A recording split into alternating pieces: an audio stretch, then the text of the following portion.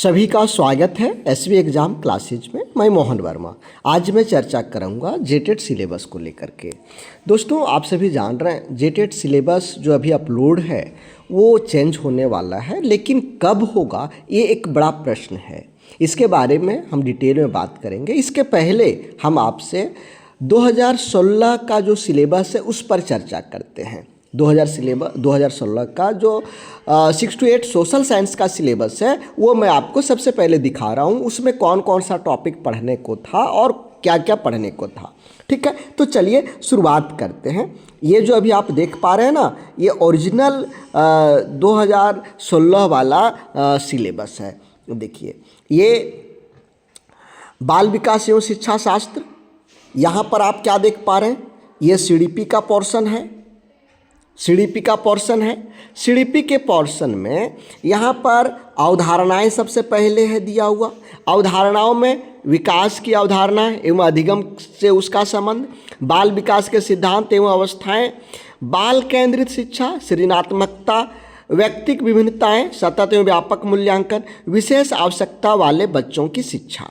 दोस्तों, सिलेबस कैसे चेंज होगा, उसकी क्या प्रक्रिया है, इसमें हम आप क्या कर सकते हैं जो जल्दी चेंज हो, इसके लिए हम लोग लास्ट में बात करेंगे। लास्ट में आप सभी ज़रूर बने रहिएगा और ध्यान से सुनिएगा कि हम सभी को क्या करना चाहिए ताकि सरकार जल्दी से जल्दी जो इस बार कैबिनेट होने वाला है उसमें सिलेबस को चेंज करे। तो चलिए, तो यहाँ पर हम आपको सीडीपी दिखाए।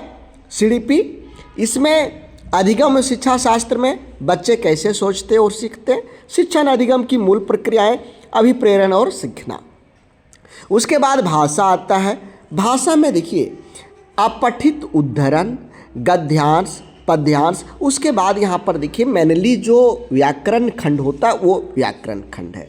उसके बाद शिक्षण पेडागोगी, हिंदी पेडागोगी। इसी तरह से आपका इंग्लिश का सेम टू सेम है। इंग्लिश का भी सेम टू सेम है कि अपठित उद्धरण, गद्यांश, पद्यांश और व्याकरण और शिक्षण पेडागोगी। ठीक है, तो सीडीपी आपने देखा, हिंदी देखा, इंग्लिश देखा। अब हम आगे चलते हैं। यहाँ पर साइंस को हम लोग हटा करके सोशल साइंस की बात करेंगे। सोशल साइंस की बात करेंगे। सोशल साइंस में सबसे पहले हम लोग इतिहास को देखने वाले हैं। इतिहास में क्या है? इतिहास लेखन के स्रोत, प्रारंभिक समाज, कृषि, पशुपालन, नगरीकरण, जीवन के आयाम, प्रारंभिक राज्य, ये सब पढ़ना है। सम्राट अशोक, मौर्य प्रशासन वगैरह, तुर्क अफगान शासक, ये पढ़ना है। मुगल साम्राज्य एवं अफगान, शहर, व्यापार और कारीगर, सामाजिक संस्कृति का विकास, 18वीं शताब्दी में नई राजनीतिक संरचनाएं, भारत में कंपनी शासन, उपनिवेशवाद, जनजातीय समाज। उसके बाद जो आता है वो है 1857 का विद्रोह, ब्रिटिश शासन एवं शिक्षा, महिलाओं की स्थिति एवं सुधार, राष्ट्रीय आंदोलन, स्वतंत्रता प्राप्ति के बाद का भारत। तो ये इतना टॉपिक आपको पढ़ने हैं इतिहास में। ये इतिहास में आपको पढ़ना है। इतिहास के बाद ये चलिए आप यहाँ पर देख पा रहे होंगे भूगोल। भूगोल में क्या क्या पढ़ना है? सौरमंडल, वायुमंडल, जलमंडल, पृथ्वी और उसकी गतियाँ, पृथ्वी की आंतरिक संरचना, पर्यावरण, भौतिक पर्यावरण, मानव पर्यावरण, अंतःक्रिया, ऋतुएं, प्राकृतिक संसाधन, भूमि, मिट्टी, खनिज, वनस्पति, मानव संसाधन, कृषि, उद्योग, झारखंड राज्य।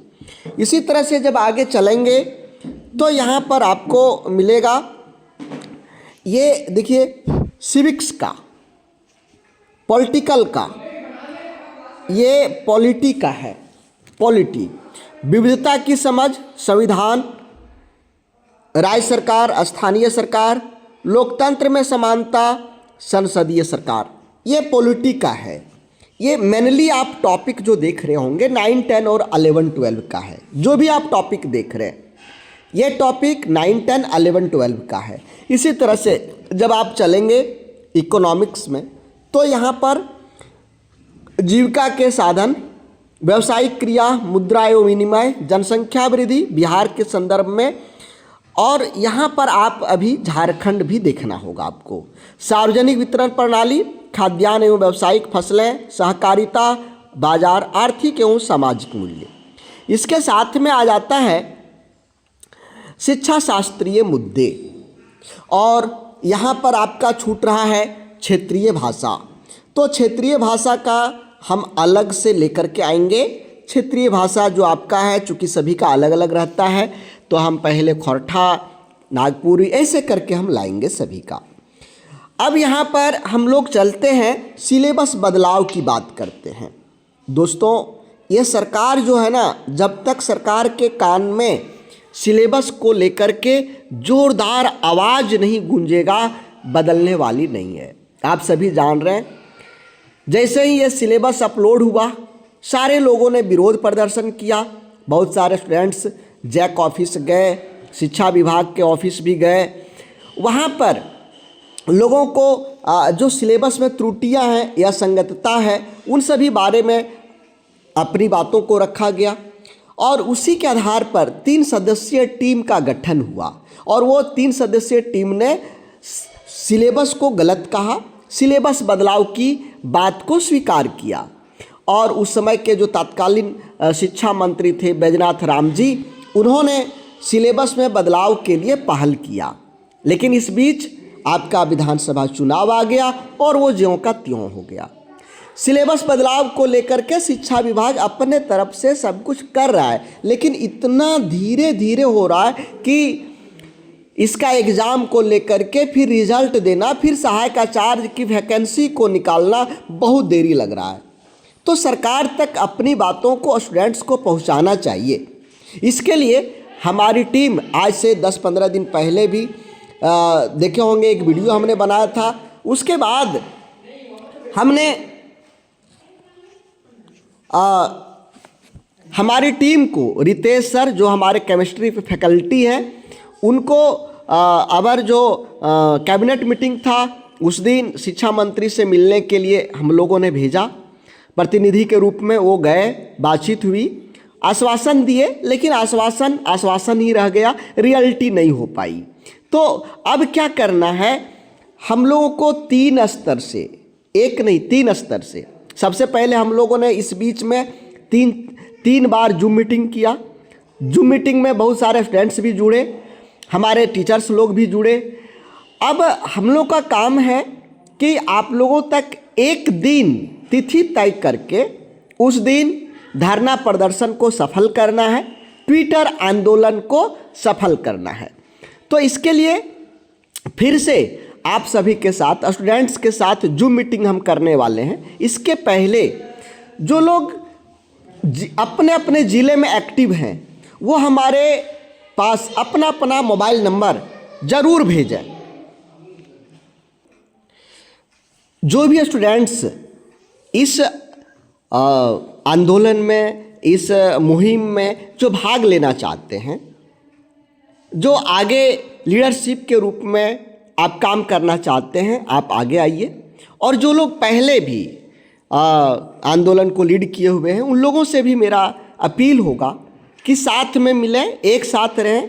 साथ रहेंगे तो काम जल्दी अच्छा से होगा।